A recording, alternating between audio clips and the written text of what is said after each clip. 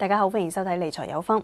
香港而家越嚟越多嘅散戶咧，中意投資一啲嘅衍生工具，有啲咧就希望以小博大，而有一啲咧就希望咧為手持嘅正股咧做個對沖。而其中一種嘅產品咧就係期權啦。咁但係投資期權咧同投資股票相比咧，方法就複雜好多嘅。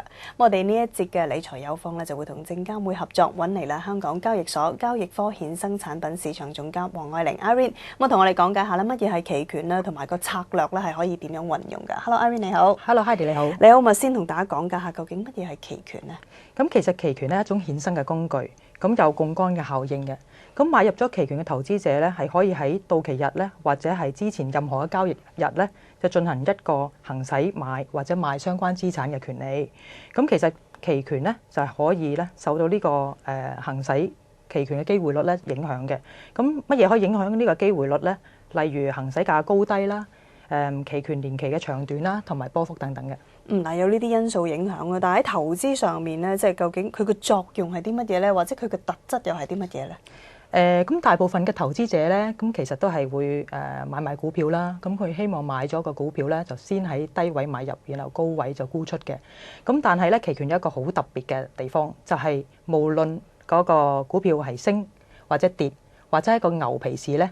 其實咧，嗰個投資者都睇中咗個市，都可以獲利嘅。咁另外嚟講咧，就佢可以幫投資者咧進行對沖風險啦。亦都可以幫佢個長倉買保險啦。咁但係咧，亦都有一定程度嘅風險。咁例如呢個時間值嘅流失啦，同埋波幅嘅等等。嗱，期權咧其實都分兩種啦，知道一個就叫做認購期權，一個就叫認沽期權嘅。嗱，同大家講解下即係兩種嗰個分別係啲乜嘢啊？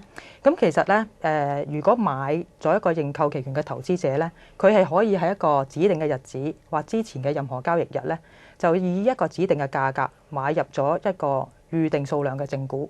咁我哋認購期權我哋叫 call option 啦。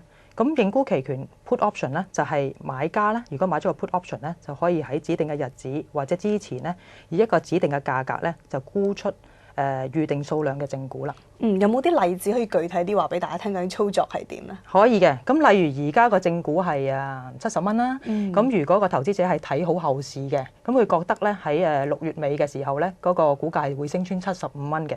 咁佢可以買入一個75蚊嘅 call option 認購期權。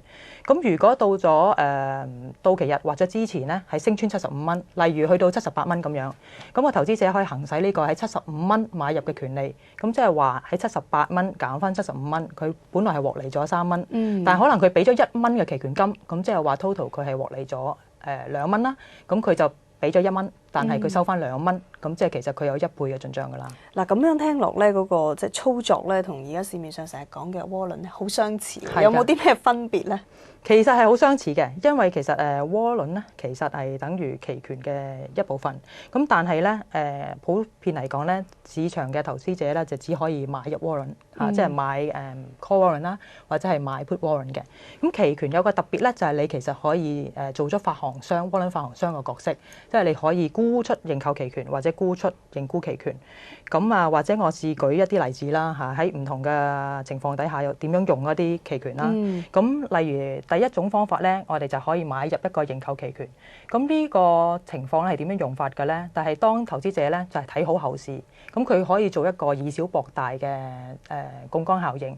咁就用一個期權金，即係一個好似頭先嗰個例子咁，用1蚊買入咗個認購期權。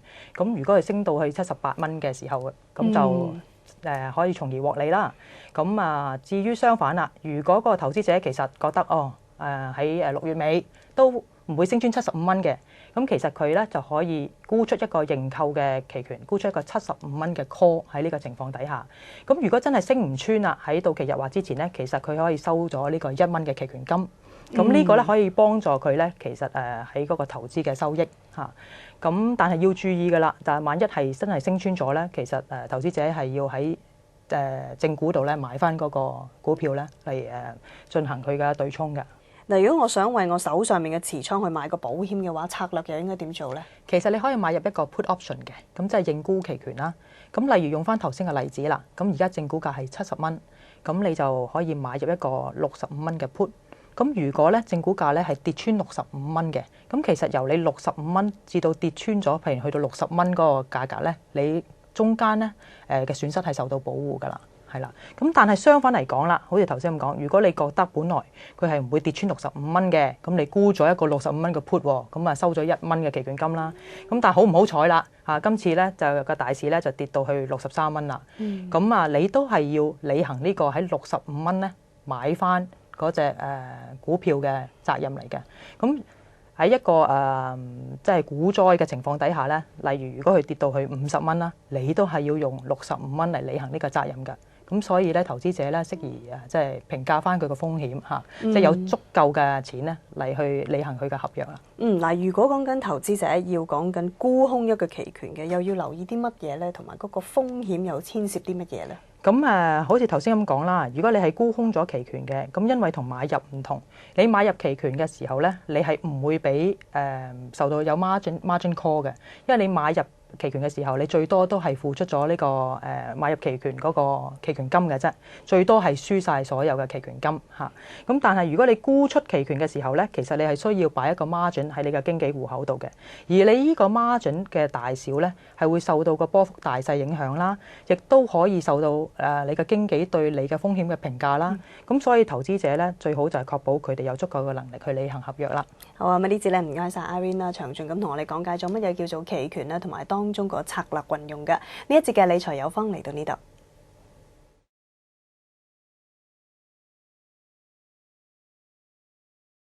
理財有方之投資者教育系列由證監會同埋 Now 財經台聯合製作。